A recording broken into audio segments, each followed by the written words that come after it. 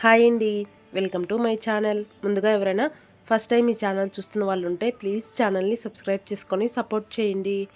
ఇవాల్టి వీడియోలో అయితే సమ్మర్కి పర్ఫెక్ట్గా సూట్ అయ్యేలా పెసరపప్పుతో కిచడి రైస్ కుక్కర్లో ఎలా ప్రిపేర్ చేసుకోవాలో చూపిస్తానండి.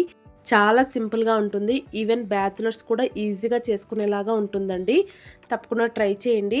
ఎక్కువ మసాలాలు లేకుండా చాలా బాగుంటుందన్నమాట. సమ్మర్లో మసాలాలు ఎక్కువ తిన్నా కూడా నోరు ఊరికి పీల్చుకుపోతుంది. సో ఇలా ఒక్కసారి ట్రై చేయండి, సూపర్గా ఉంటుంది. ముందుగా గిన్నెలోకి 2 గ్లాసుల బియ్యం ఇంకా పెసరపప్పు అయితే తీసుకోవాలి. ఇక్కడ నేనైతే 1.5 గ్లాస్ బియ్యం ఇంకా మిగిలిన అర గ్లాస్ అయితే పెసరపప్పు తీసుకుంటున్నానండి. పెసరపప్పు అనేది మనకు బాడీ వేడి చేయకుండా చాలా బాగా హెల్ప్ చేస్తుందన్నమాట. ఇలా అర గ్లాసు పెసరపప్పు కూడా వేసుకొని రెండింటిని కలిపేసి శుభ్రంగా కడిగి 1 గంట పాటు నానబెట్టుకోండి. ఇలా నానబెట్టుకోవడం వల్ల రైస్ తొందరగా అవుతుంది. ఇంకా మెతుకు అనేది గట్టిగా లేకుండా కాస్త సాఫ్ట్గా చాలా బాగుంటుందండి. ఇలా నానబెట్టేసుకొని పక్కన పెట్టేసుకోండి.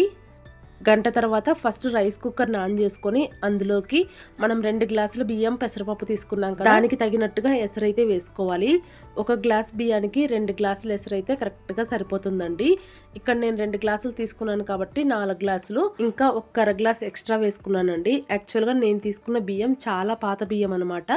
సో ఎసరు ఎక్కువగా పడుతుంది.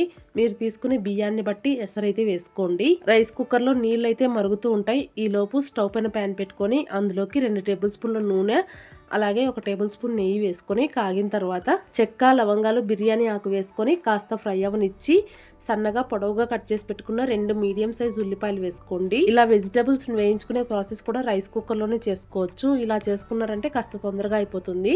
ఇప్పుడు అందులోకి సన్నగా కట్ చేసి పెట్టుకున్న క్యారెట్ ఇంకా బంగాళదుంపలు, పచ్చిమిరపకాయలు ఇంకా అలాగే సన్నగా కట్ చేసి పెట్టుకున్న బీన్స్ కూడా వేసుకొని మగ్గించుకోండి. ఒకవేళ మీ దగ్గర బఠానీ ఉంటే బఠానీ కూడా వేసుకోవచ్చు.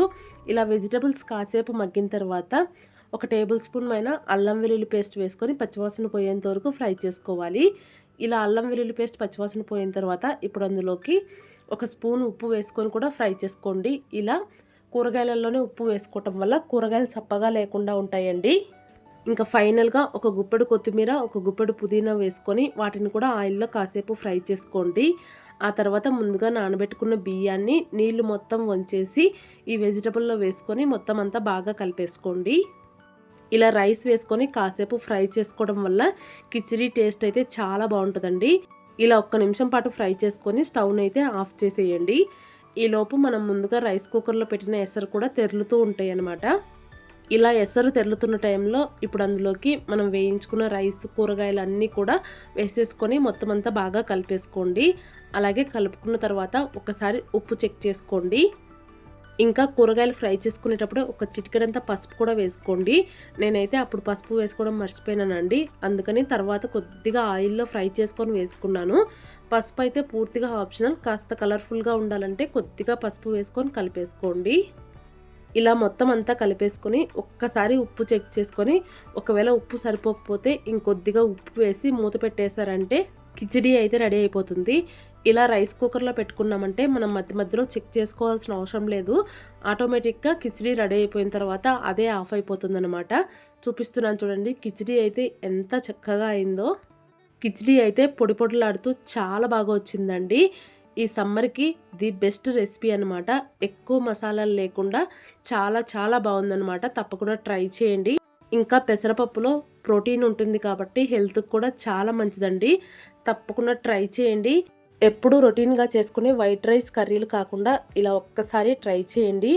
ఇలా చేసుకున్నారంటే ఇంకా కర్రీ కూడా అవసరం లేదండి. జస్ట్ పెరుగు చట్నీ చేసుకొని తిన్నారంటే సూపర్గా ఉంటుంది. మీరు కూడా ఈ కిచిడిని ఒకసారి ప్రిపేర్ చేసుకొని టేస్ట్ చేయండి.